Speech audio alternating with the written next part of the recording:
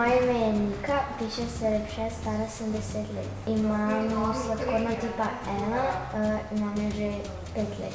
Mi z našo družino se zelo radi ukvarjamo s športom. Čez vikende zelo radi gremo na sprehod, radi se tečemo, plavamo in kolesarimo. Običajno se z možem zbudiva že ob 5. uri zjutraj, ker je takrat čas za meritev sladkorja. Takrat odkalibriramo sladkor, če ima Nika na sebi senzor. Potem načeloma skoraj ne greva spat, narediva kaj zase, mogoče kak tek ali pa kaj podobnega narediva na hitro. Zvečer pa tudi, preden gre spat, običajno pomerimo sladkor.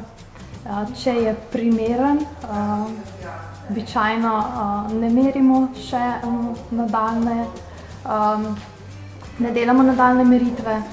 Če pa sladkor ne ustreza, pa nekako dežurava in paziva običajno celo noč, da sladkor ne uide iz normale.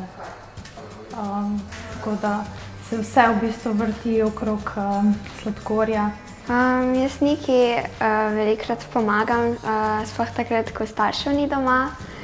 Velikokrat popoldne pomagam pripraviti njeno malico, ali pa, ko se slabo počuti, zmerim sladkor. Pozoren moraš biti sploh, kako se obnaša. Naprimer, ko je zelo utrujena ali pa tako, moraš že vedeti, da ji pogledaš sladkor, ali pa ko se, ne vem, na obnašanje moraš biti njeno sploh pozoren. Darujte kilometre za kvalitetno in polno življenje oseb s sladkorno boleznijo. Podajte se na pot s kolesom, peš v hribe ali na tek. Na cilju se fotografirajte.